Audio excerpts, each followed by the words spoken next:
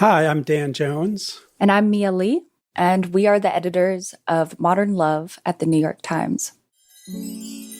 Love, now and always. Did you fall in love last time? I love Love was stronger than anything you could Because you'll never love anyone but yourself. For the love. Love. And I love you more than Love. You're still loved. Welcome back for a new season of the Modern Love podcast. In Modern Love, we publish essays every week that explore the complicated love lives and relationships of real people. And on this podcast, we'll bring you the best of those stories. The essay we're bringing you today is called Trying to Keep Up with Grandma's Love Life. An inspiring essay, I think. It's mostly about how to live your life and how to love without fear of social expectations or judgment. Yeah, what I was struck by in this essay is how we often, like young people especially, say they try to avoid what their parents and grandparents have done in relationships. And in this case, it's like the opposite. I think it's kind of subversive. It's true. It's written by Jake Maynard and read by McLeod Andrews.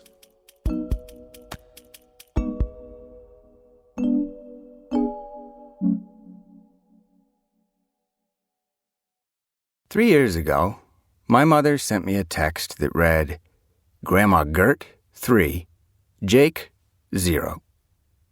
The joke was that her 80-year-old mother, Gert, was getting married for a third time, while I, at 28, was still single. But the twist, which might be too strange to even joke about, was that Gert's soon-to-be husband was her former brother-in-law, Bill. Uncle Bill had been married to Gert's sister. He was also heading into his third marriage at 79. The previous spouses had died, 3 from cancer and 1 from a heart attack. My family has always been thick and messy, spread like soft cheese across 2 counties in the most rural part of Pennsylvania. And more our family tree was beginning to seem a little Faulknerian. Not long ago, when Gert's minivan pulled into my parents' driveway with Uncle Bill at the wheel, my mother was blessedly ignorant. "Isn't that nice?" she said. "Bill has been driving my mother around all winter." The news of their courtship dropped a few weeks later when the two were spotted walking down Main Street holding hands. The engagement came soon after that. The wedding was planned for June. I didn't know how to respond to my mother's text. Was she disturbed that her mother was marrying her uncle? I considered telling her that at their age the relationship was probably more akin to roommates than romantic partners.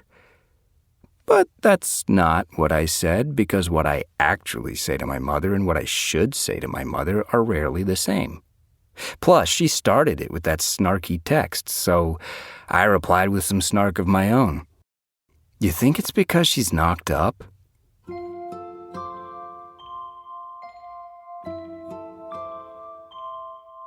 My grandmother and Bill married that June under a white tent that hosted the reception, too.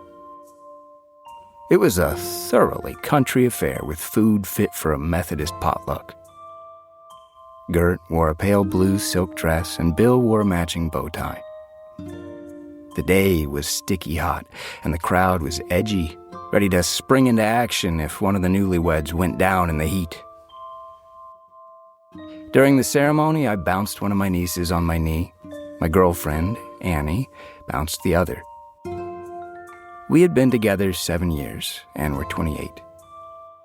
While I called Annie my girlfriend, she called me her partner, which represented the trouble between us.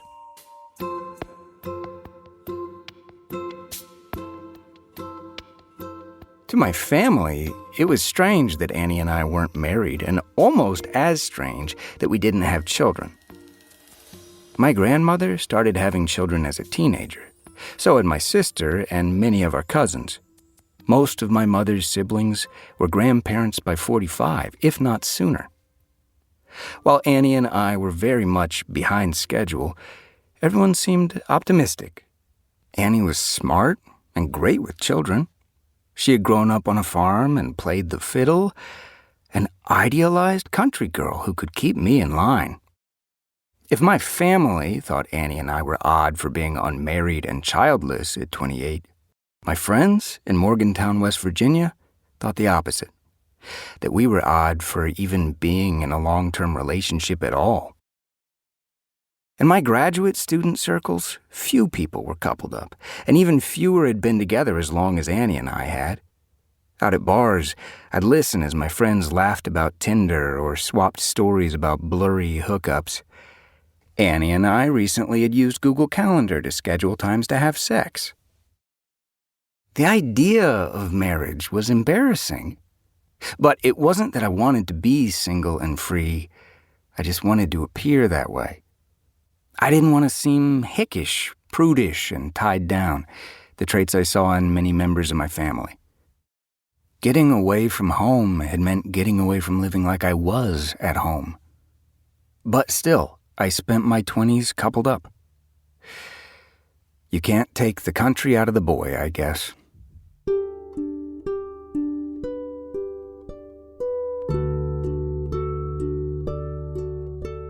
Holding each other's liver-spotted hands, Gert and Bill said, "I do," in a way that didn't seem even a little mechanical.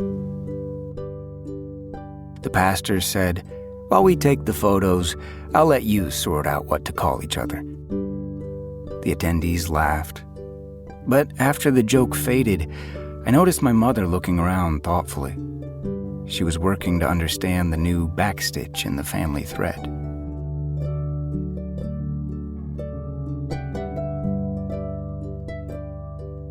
The most awkward part of a wedding is usually the intersection of two families.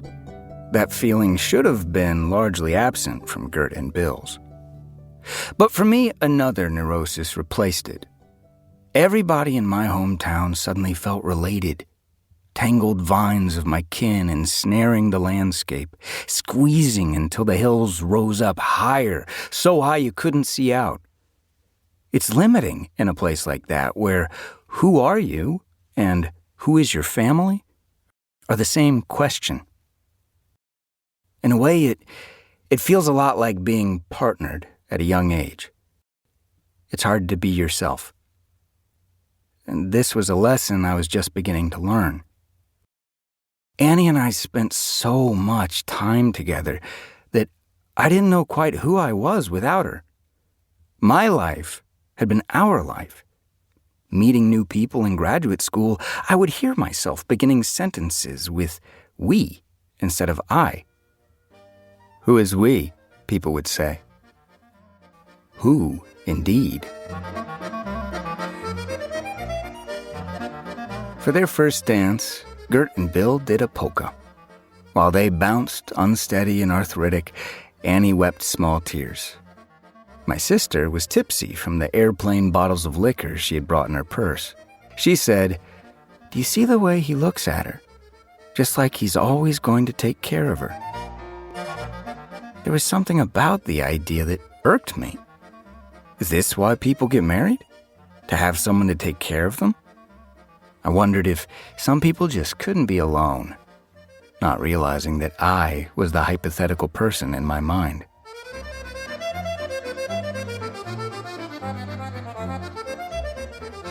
Two years after Gert and Bill's wedding, Annie and I split up. Our relationship steadily degraded despite our efforts to salvage it. There are many reasons why we split, but I won't bore you with the details. Post Annie, my life felt surprisingly terrifying and vast. Alone for the first time in my adult life, I struggled. My credit was bad, and certain maddening bureaucracies, the cable bill, the car inspection, the groceries, had been entirely Annie's responsibility. If I sound pathetic, I was.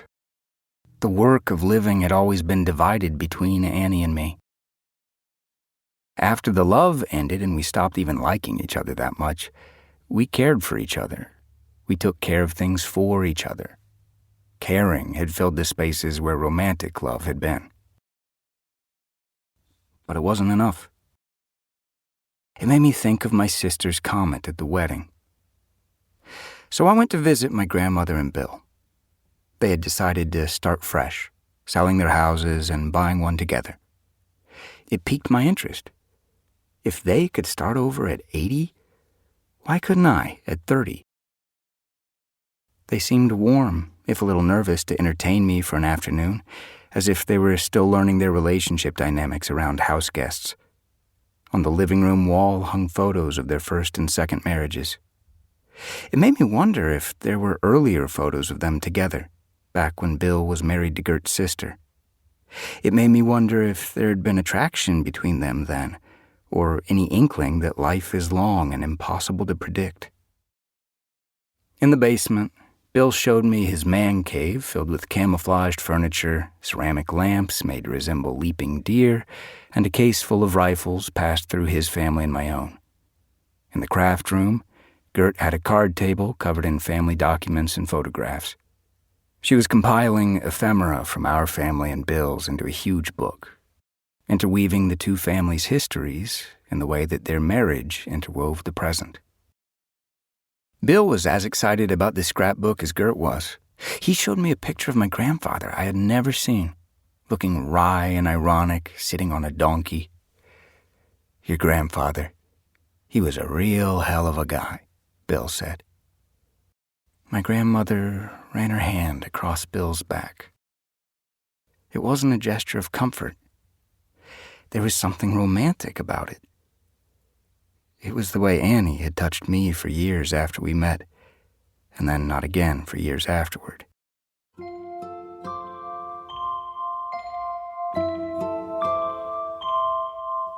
It occurred to me how exciting it must have been for Gert to feel those electric pangs of love again.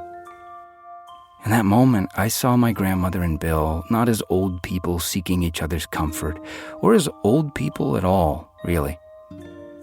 I saw them as newlyweds, love-struck and hopeful. I thought about how they both had lost love, not just once, but twice before.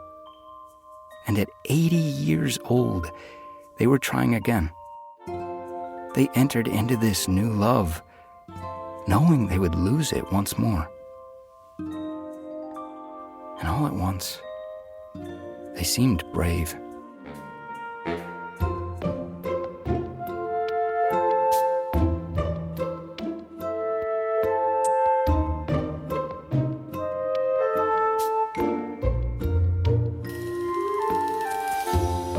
Jake Maynard is a writer and professor living in State College, Pennsylvania. After the break, Jake calls up Gert and Bill.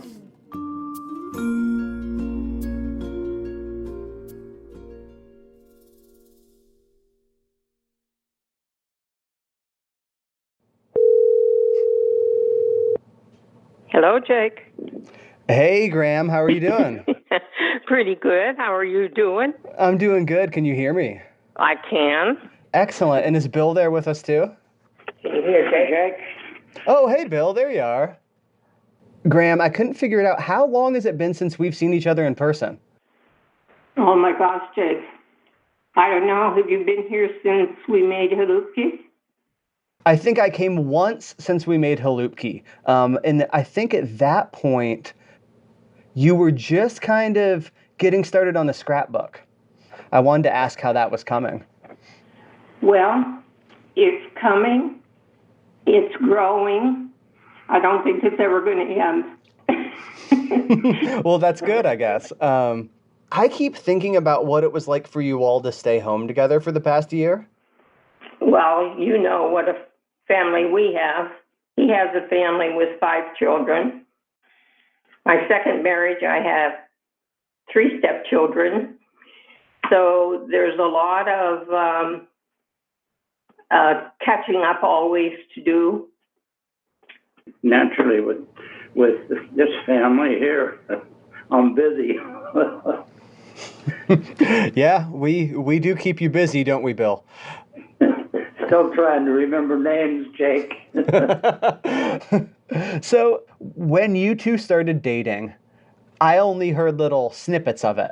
So I want to hear the full story about how you two actually started dating. Okay. I had been a widow for 5 years. Bill had been widowed 4 months. 4 months.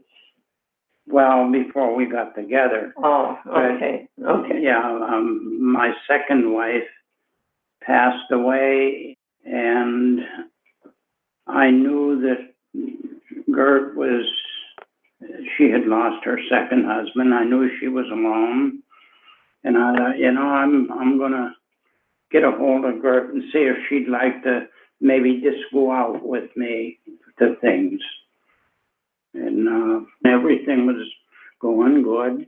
And well, maybe I think I'd better ask her if she wants to get married, which I did. And I know she thought about it a little bit. Like a little bit. Yeah. Wait, Graham, how long did you think about it?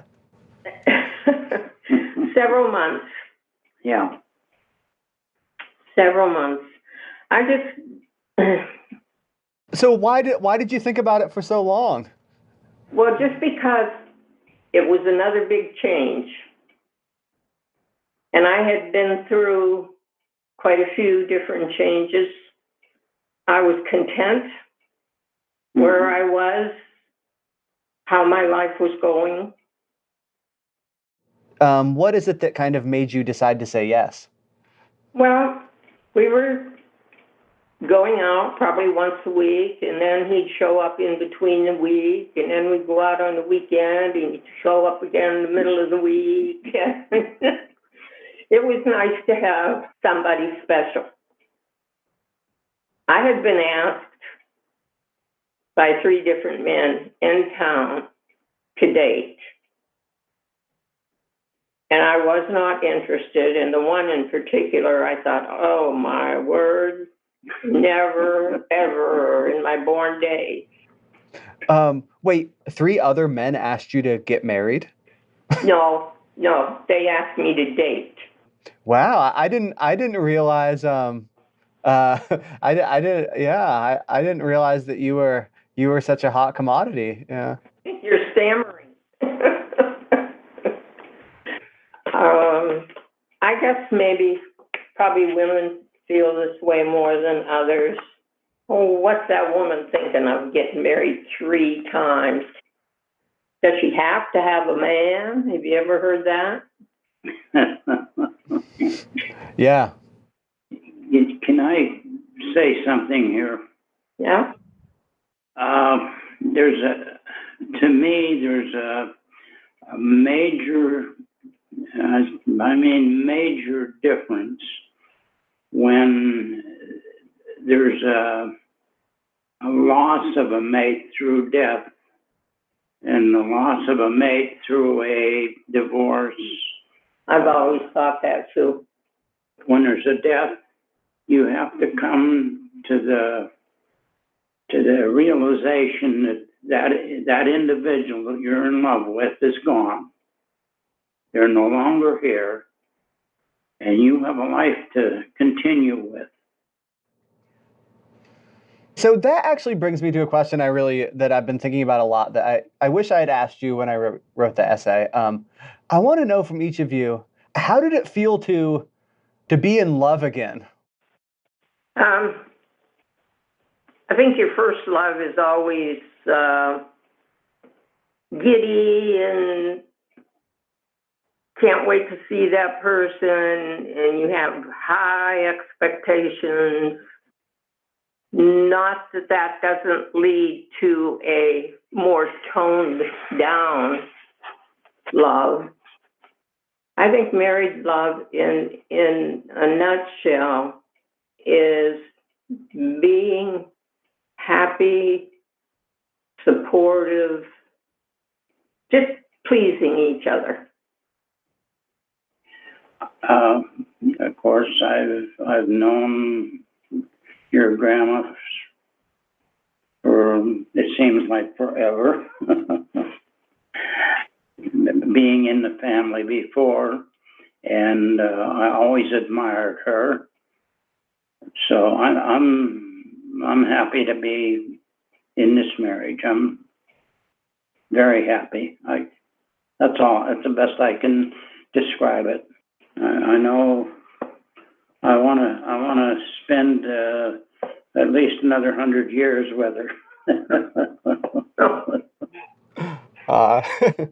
Well, and so Graham, I want to ask you, what does he do to make you happy? Just about everything, Jake. Just about everything. He gets up before I do in the morning. He gets the coffee pot ready. I have a kink in my back, permanent. He heats up the heating pad for me and brings it to my chair. Now that is being pampered. I like it. Sometimes I say, you don't have to do that. And he says, I know I don't have to do that. I want to do that. What? Well, you're poking me. No, I'm just assuring you, go ahead. When I see her get out of bed in the morning and I know what she's going through with her back and her legs, I can't do enough for her to make her comfortable or try to make her comfortable. I don't even have second thoughts about not wanting to do it. That's just something I'll do. He's just an all-around nice, loving, considerate man. Do you two feel lucky to have found each other? Do you feel lucky that you have me and I have you? Yes. Yes, we do. I got a sign that I picked up that put over the dresser in the bedroom. I have to mention this. Oh, okay. It says a good night begins with a kiss. And that would be advice that I'd give to anybody that's married. Make sure you kiss your wife before you go to sleep, whether you're mad or not. That is good advice. Well, I will let you all get on with your day. Okay, Jake. I'll make sure to plan a time to come see you all. Give us a call. Make sure we're here. All right. Bye, Graham. Bye, Bill. Love you. Take care. Love you. Bye. Jake is in a new serious relationship, and he says it's going well. Many thanks to him, Gert Coder, and Bill Heatherdale for their lovely conversation. Modern Love is produced by Julia Botero with help from Hans Buetow and edited by Wendy Dorr. Music by Dan Powell. This week's essay was written by Jake Maynard and read by McLeod Andrews. Special thanks to Julia Simon, Mahima Chablani, Bonnie Wertheim, Anya Stremian, Sam Dolnick, and Corey Sika. And also to Ryan Wegner at Autumn. I'm Dan Jones. And I'm Mia Lee. We'll be back next week with more stories from Modern Love. Thanks for listening.